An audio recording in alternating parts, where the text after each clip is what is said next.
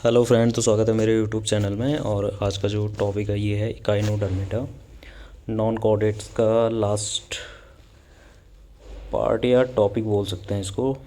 Last part ही बोल सकते हैं इकाइनोडर्मिटा। तो फर्स्ट क्वेश्चन है इसका, जल संवहन तंत्र किसका लक्षण है? तो ये है इकाइनोडर्मिटा या इकाइनोडर्म्स का। तो सी वाला इसका आंसर। थोड़ा देख लेते हैं इसको। जल संवहन तंत्र वाटर वैस्कुलर सिस्टम की उपस्थिति इकाइनोडर्मिटा संकेत जंतुओं का विशिष्ट लक्षण है। इस तंत्र से संबंधित मैड्रीपोराइट द्वारा जल प्रवेश करता है तथा ट्यूब फीट नालपाद चलन लोकोमोशन में सहायता करता है। इसके द्वारा भोजन ग्रहण तथा श्वसन की क्रिया भी होती है। और नेक्स्ट क्वेश्चन है, जल संवहन तंत्र किसका एक लक्षण है? तो ये है एस्टीरियाज। तो एस्टीरियाज जो होते हैं जिसमें, तो इसकी क्लास है एस्टीरियाज। तो इसमें स्टारफिश आती है, किंग क्रैब तो पता ही होगा आपका, आर्थ्रोपोडा में आता है। और बैलनोग्लासस ये कॉर्डेटा का वो है। और स्पंज पोरिफेरा में हो गया।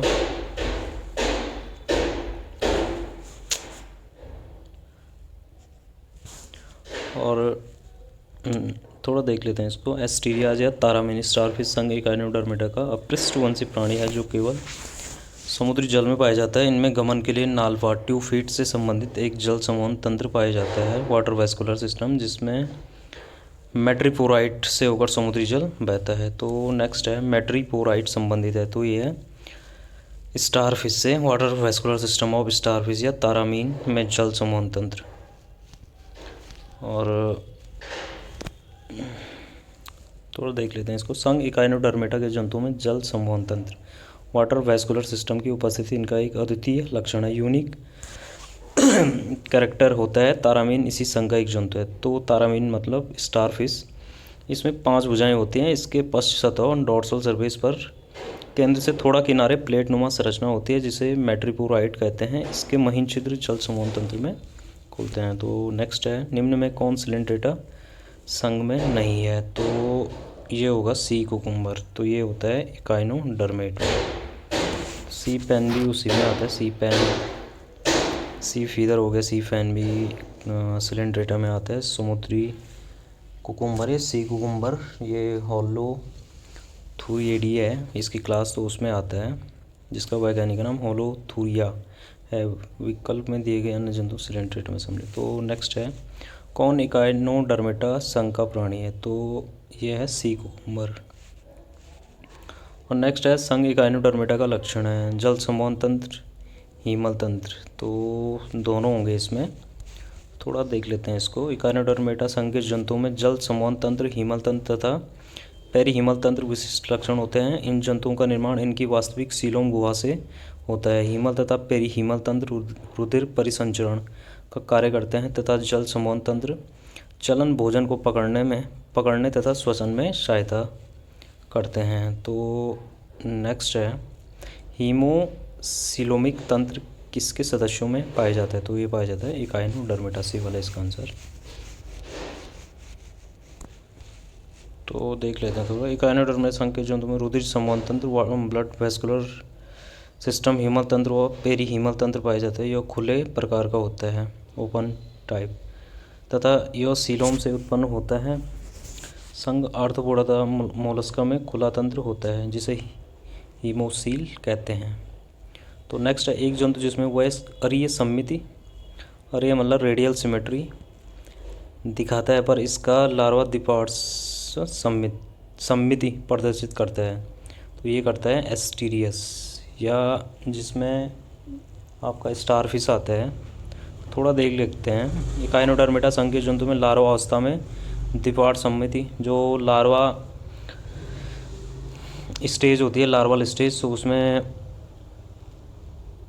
बाइलेटरल सिमेट्री करता है। और जो एडल्ट होता है इसमें वो रेडियल सिमेट्री और ये सम्मित शो करता है। तो इकाइनोडर्मिटा संघ के जंतु में लार्वा अवस्था में द्विपार्श्व समेत बाइलेटरल सिमेट्री होती है, परंतु वयस्क अवस्था में यह अरीय हो जाती है, तो रेडियल सिमेट्री। लास्ट में बताऊंगा मैं आपको 3 प्रकार की होती हैं सिमेट्री, एसिमेट्रिकल, बाइलेटरल हो गया और रेडियल सिमेट्री।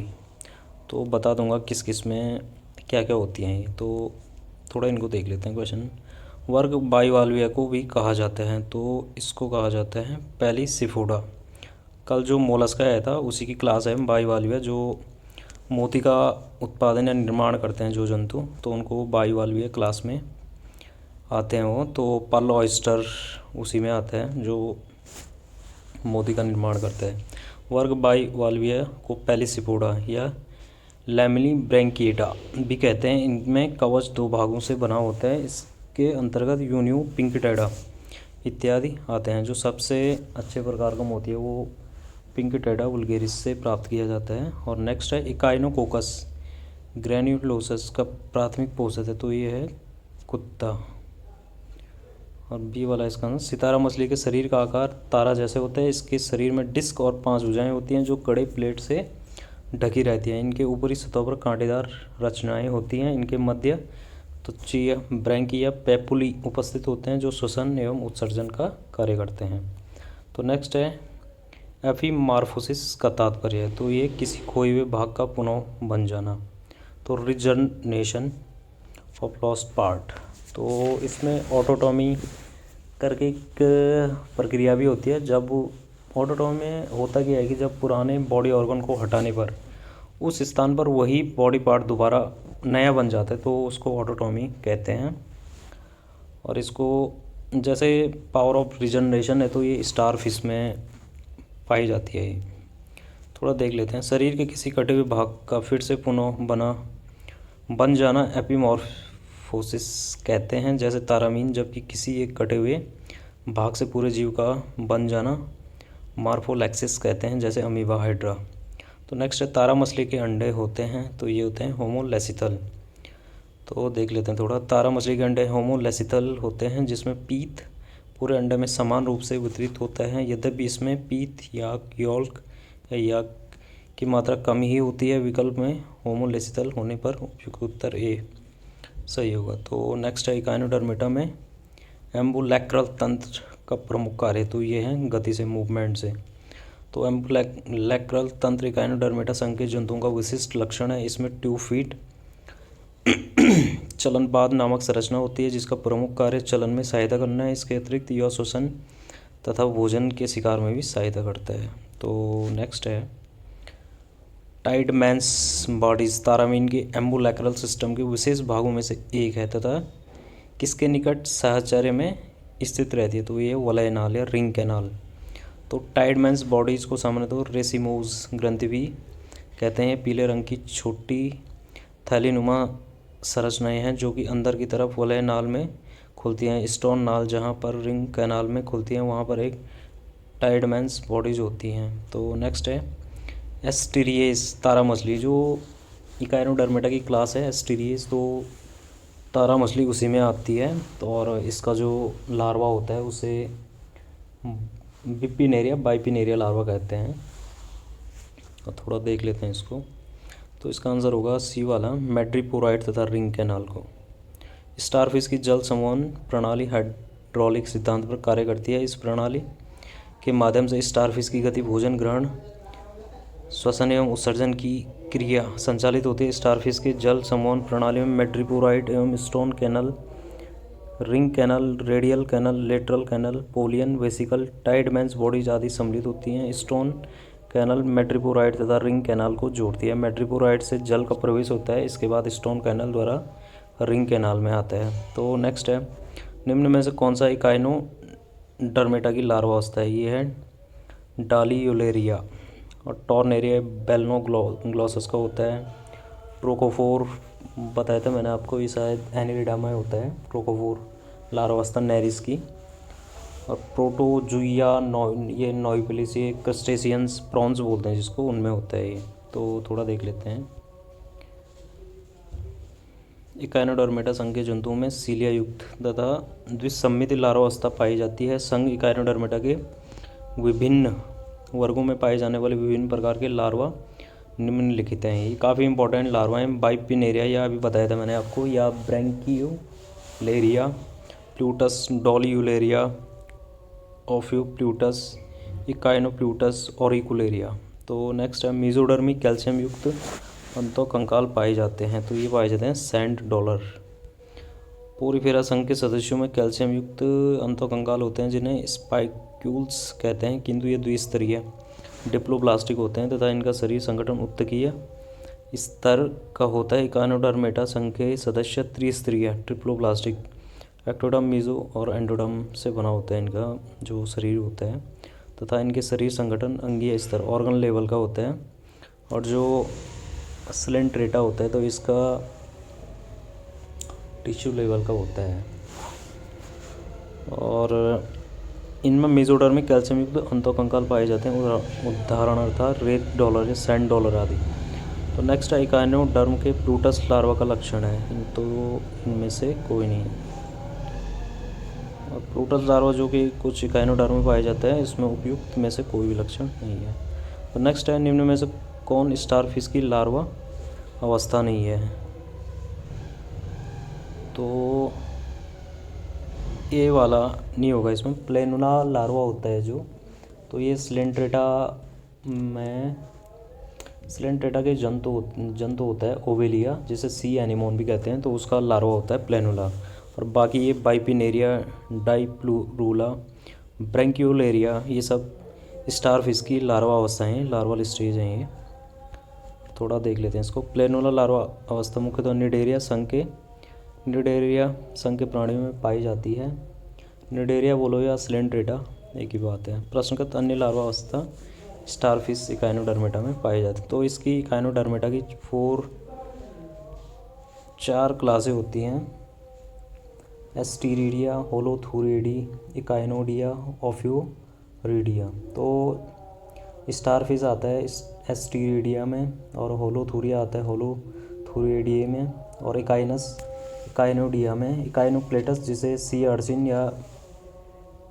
अर्चिन भी कहते हैं, जिसे अरस्तु की लालटेन भी कहते हैं, सी अर्चिन। तो इसका मेन काम होता है जो मैस्टिकेटिंग या चबाने का काम होता है इसका। आ रखा है क्वेश्चन भी बहुत बार।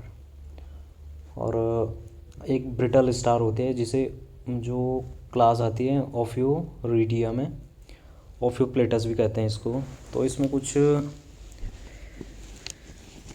जैसे ब्रिटल स्टार है, ये ओफ्यूप्लेटस में आता है। सी कुकुम्बर, होलोथुरिया और इकुलेरिया लार्वा होता है इसका। इकाइनोप्लेटस, सी अर्चिन। और इसमें वैसे लार्वा मैन यही है, बाइपिनेरिया लार्वा, जो स्टारफिश का होता है। तो ये लास्ट में बोला था मैंने आपको, कुछ 3 प्रकार की होती हैं सिमेट्री, बॉडी सिमेट्री।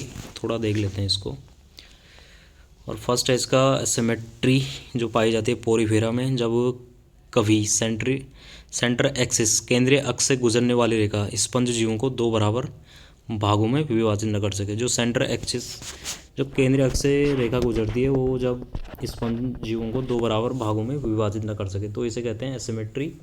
याद रख लेना आप लोग। तो ये पाई जाती है पोरीफेरा में, जिसको स्पंज भी कहते हैं। तो इसमें कोशिकीय स्तर पाया जाता है, इसमें कोशिकीय स्तर का बॉडी लेवल। और नेक्स्ट है रेडियल सिमेट्री, जब कभी केंद्रीय अक्ष सेंटर एक्सिस से गुजरने वाली रेखा जीवों को किसी भी अक्ष से काटने से 2 बराबर भागों में विभाजित करे, तो रेडियल सिमेट्री पाई जाती है वैसे सिलेंड्रेटा में। और यह कंडीशन उनमें दिखती है जिनमें हेड फॉर्मेशन नहीं होता सिलेंड्रेटा वैसे। और जो बायलेटरल होती है, तो हाँ सिलेंड्रेटा में पाई जाती है रेडियल। और जो बायलेटरल होती है, तो ये प्लेटी हेलमिंथीज से और कॉर्डेटा तक पाई जाती है। बट रेडियल सिमेट्री वैसे इकाइनोडर्मेटा में भी पाई जाती है। जो रेडियल सिमेट्री है, तो इसकी एडल्ट बॉडी है जो, वो रेडियल सिमेट्री शो करती है, और बायलेटरल इसकी लार्वा स्टेज शो करती है। तो थोड़ा देख लेते हैं। इकाइनोडर्मेटा में बायलेटरल और रेडियल दोनों शो होती हैं। इसकी लार्वल स्टेज बायलेटरल, जबकि रेडियल इसके एनिमल शो करते हैं। तो ये कुछ क्वेश्चन थे। लास्ट टॉपिक था नॉन कोऑर्डिनेटर का, इकाइनोडर्मेटा, काफ़ी इम्पोर्टेंट टॉपिक है। और जिसको भी इन क्वेश्चन की PDF चाहिए, तो मैं डिस्क्रिप्शन में टेलीग्राम चैनल के लिंक शेयर कर रहा हूँ, तो आप लोग टेलीग्राम चैनल ज्वाइन करके इसकी PDF ले सकते हो। और चैनल पे नए हो तो लाइक शेयर सब्सक्राइब कर देना। और घंटी वाले आइकन को प्रेस कर लेना। Thank you.